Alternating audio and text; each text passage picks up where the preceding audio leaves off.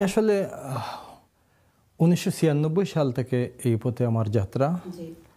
আর একটু হাঁটি হাঁটি পা পা করে যখন এই পথে দেখলাম যে একটা আনন্দ আছে, একটা এনজয় আছে, এবং এই সেক্টরটা এমন একটা সেক্টর সেবা নির্ভর, অর্থাৎ সেবার মাধ্যমে কিছুটা আর্ন করা যায়।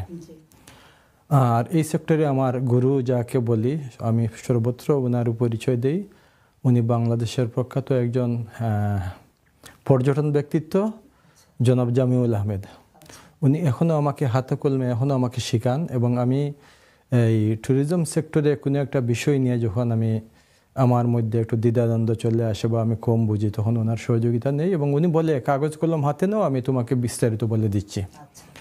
তখন থেকে শুরু এবং এখনও চলতেছে, এবং আমি এই সেক্টরটার প্রতি আমার একটা প্রেম চলে আসলো। তখন দেখলাম যে না, এই সেক্টরে আমি থাকি। আমি মূলত আমার লেখাপড়া কিন্তু ইন্টারমিডিয়েট আমি করেছি আইকম, বিকম এবং অ্যাকাউন্টিং নিয়ে মাস্টার ডিগ্রি করেছি। আমি কয়েকটা ব্যাংকে চাকরি করার সুযোগ পেয়েছি, কিন্তু আমি যাইনি। দেখলাম যে আমার এই পেশাটা স্বাধীন এবং এটা একটা সেবা নির্ভর ব্যবসা।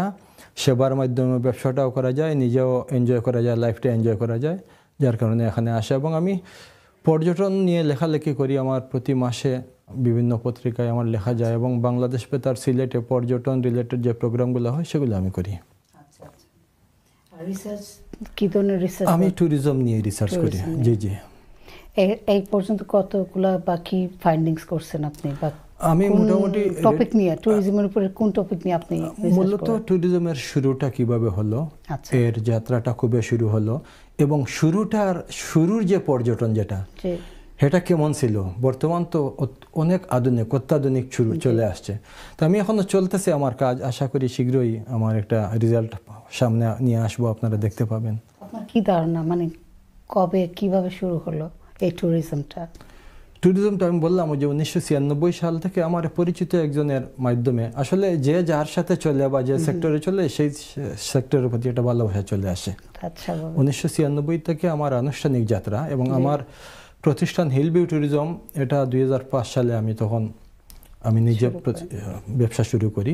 এর আগে অন্যদের সাথে করেছি আর কি।